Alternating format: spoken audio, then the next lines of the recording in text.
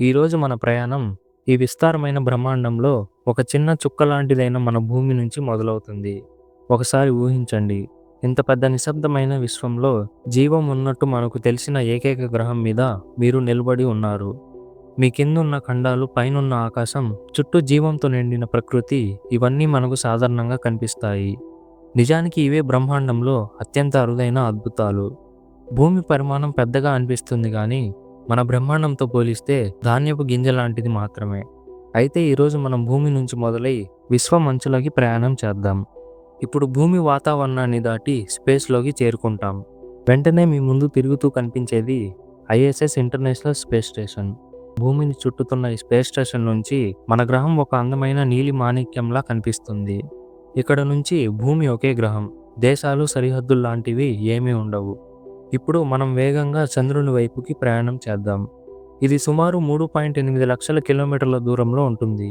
చంద్రుడి ఉపరితలం పూర్తిగా నిశ్శబ్దంతో కప్పబడి ఉంటుంది. ఇక్కడ గాలి, శబ్దం లాంటివి ఏమీ ఉండవు. కానీ కొన్ని కోట్ల ఏళ్ల క్రిందట ఢీకొట్టిన గ్రహశకలాల గుర్తులే కనిపిస్తాయి. చంద్రుడి మీద నుంచి చూసినప్పుడు భూమి ఒక ప్రకాశవంతమైన ముత్యంలాగా ఆకాశంలో తేలుతూ కనిపిస్తుంది. ఇది మన ప్రయాణం ఎంత చిన్న చూపునిస్తుందో అర్థమవుతుంది. ఇప్పుడు మనం ఇంకా వేగంగా ముందుకు సాగుతున్నాం. ఈ ప్రయాణంలో Mars, Jupiter, Saturn, Uranus, Neptune గ్రహాలు కనిపిస్తాయి. మన సౌర వ్యవస్థ పెద్దదే కానీ ఇప్పుడు దీన్ని దాటి కూడా చివరికి వెళ్ళిపోతున్నాం. ఇప్పుడు మనం హీలియోస్పియర్ అనే సౌర్య ప్రభావం ఉన్న చివరి ప్రాంతానికి చేరుకున్నాం.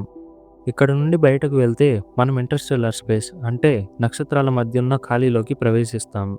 ఇక్కడ చీకటి మరింత గాఢంగా ఉంటుంది. ఇక్కడ చూస్తే కాంతి కూడా మెల్లగా ప్రయాణిస్తున్నట్టు కనిపిస్తుంది. ఉష్ణోగ్రతలైతే శూన్యానికి దగ్గరగా ఉంటాయి.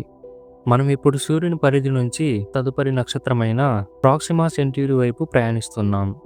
కానీ ఇది కూడా 4.2 లైట్ ఇయర్స్ దూరంలో ఉంటుంది. అంటే కాంతి కూడా అక్కడికి వెళ్లేందుకు 4 సంవత్సరాలు పడుతుంది. ఈ దూరం మనుషులకు నమ్మశక్యంగా ఉండదు.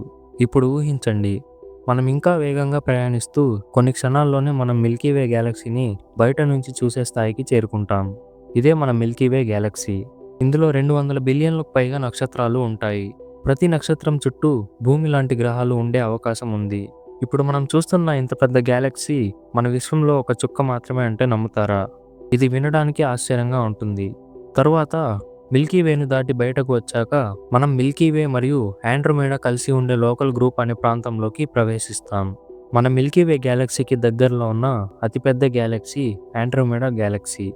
ఇక్కడ ఒక షాకింగ్ విషయం ఏంటంటే మరో 4 బిలియన్ల ఏళ్ల తర్వాత ఇవి రెండు ఢీకొని ఒక భారీ గ్యాలక్సీగా మారిపోతాయి. మన ప్రయాణం ఇక్కడ కూడా ఆగదు. తరువాత మనం ఇంటర్ గ్యాలక్టిక్ స్పేస్లోకి ప్రవేశిస్తాం. ఇదే గ్యాలక్సీల మధ్య ఉండే ఖాళీ ప్రదేశం. వీటి దూరం మన ఊహలకు కూడా అందవు.